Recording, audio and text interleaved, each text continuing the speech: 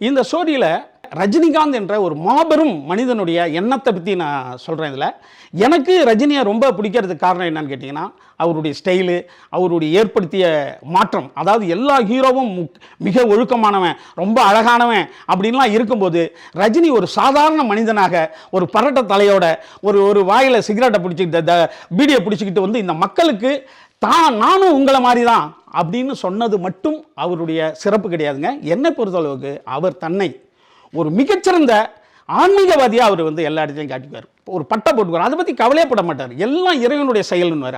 இறைவன் இருக்கிறானோ இல்லையோ எனக்கு தெரியாது, ஆனால் அவர் நம்பிய கடவுளை அவர் முழுமையாக நம்பினார்ன்றது தான் உண்மை. ஏன்னா இங்கே கடவுள் இல்லைன்றவனு வெற்றி அடைவான், அது வேறு விஷயம். ஏன்னா இங்கே இருக்கிற கடவுள் அமெரிக்காவில் கிடையாது, அமெரிக்காவில் இருக்கிற கடவுள் இங்கே கிடையாது. அதனால் இங்கே இல்லாத கடவுள், அதாவது அமெரிக்காவில் இல்லாத கடவுள் இங்கே கொஞ்சம் மாதிரி இல்லைன்றான், அவ்வளோதான். அதனால் கடவுள் இருக்காரு இல்லைன்றது தான் போல. ஆனால் ரஜினி கடவுள் நம்புறாரு, அதில் முழுமையாக இருப்பார்.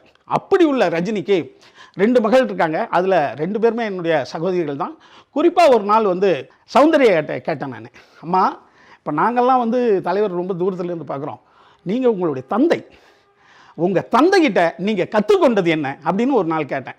அது சொல்லிச்சு, அண்ணா நான் கற்றுக்கிட்டதுன்னா டக்குன்னு அது இப்படிலாம் யோசிக்கலை, டக்குன்னு சொல்லிச்சு, அம்மா உனக்கு என்ன வேணுமோ நீ கடவுள்கிட்ட போய் வேண்டு, கடவுள் உனக்கு தந்தார்னா தந்த உடனே போய் அவருக்கு நன்றி சொல்லு.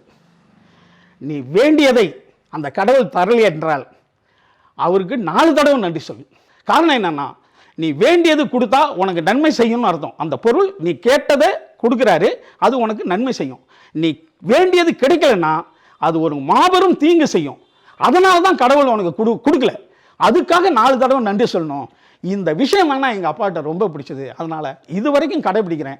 கடவுள்கிட்ட நான் வேண்டுவேன், கிடைத்தால் உடனே போய் நன்றி சொல்லுவேன், கிடைக்கலனா உடனே போய் 4 தடவை நன்றி சொல்லுவேன். இது கிடைச்சா எனக்கு தீமைகள் விளைவுன்னு சொல்லிட்டு நீங்கள் கொடுக்காமல் இருக்கீங்க, அதுக்கு நன்றி 4 தடவை சொல்லுவேன்னு சொல்லிச்சு. இதுதான் எங்கள் அப்பா கொடுத்த எனக்கு மிகப்பெரிய செல்வம் அப்படின்னு என்கிட்ட சொல்லிச்சு. அதே போல் நீங்களும் உங்கள் தாய் தந்தையிடம், பெற்றோர்களிடம், அண்ணனிடம், தம்பியிடம், அக்காயிடம், அத்தையிடம் நிறையா விஷயங்கள் நீங்கள் கற்றுருக்கலாம்.